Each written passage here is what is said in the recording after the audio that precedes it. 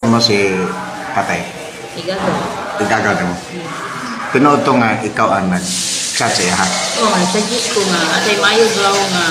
Ato na mga bukol i-intrigo kay makatagay siya o kaya naman tinakanang mo kapahilipay. Oo. Ang karaganan makita doon niya hatag mo tagong bukol, diba? Oo, murag naingan niyo po niya. Iya man niya tinood.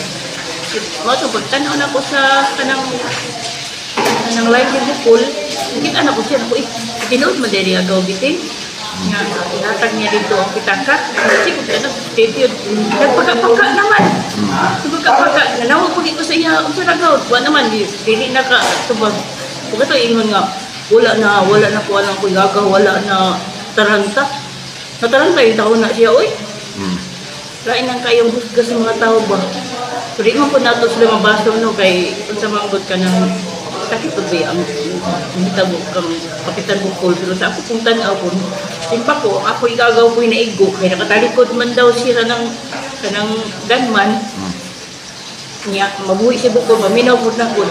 Dili po siguro pasagdan ni bukol nga di po tayo hustisya. Puro simba ko lang nga siya ang naigo. Siya ang naigo ba kay kung kwento siguro, kay atubangan man naigo si bukol. Gamay yung kilos ano niya, igo ko dyan sa apil. Madamay siya. Oo, madamay siya. Pero giyon saan mo pagkabalo nga naipita ka nga kitaan ang imong ilagaw? Nag-post man ni siya. Nag-post Oo, siya? nag-post na pag ganit ang iyang puso, gikuha na mo. Nag-post siya nga, sinsa itong nawalaan o pita ka. Nasa ko, nagbutang ko isang SIM number niya. Niya. Kaya nag-post ni, comment po ko dito nga.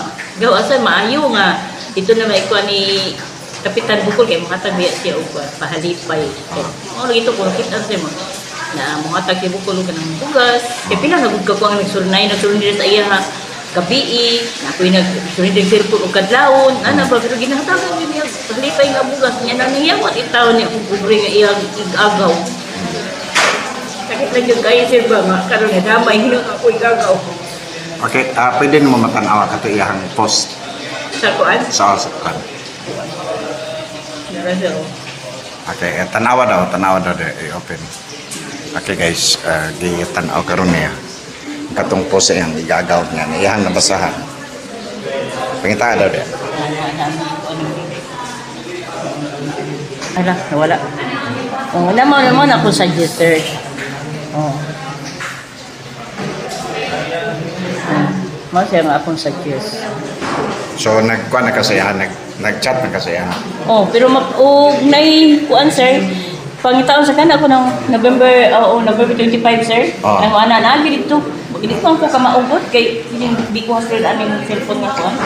Okay, ito rin iyang igagaw, naghinuktok. Mura siya og na balisa na. Marag na trauma siya sa hitabo. So karon na magkadari,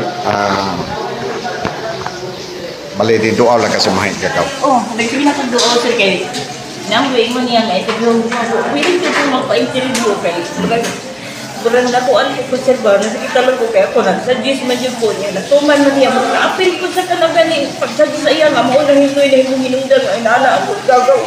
So kumbaga, nagbasol kasi mong kagalingon. Nga ikaw, kung nag-suggest mo kung inato. kasi pangalaga na mo na Evangeline sir, Evangeline. Pag-ipil ko sa una, ayaw na ko rin kay ninyo naman po. Kapag mama mo ay direksyon.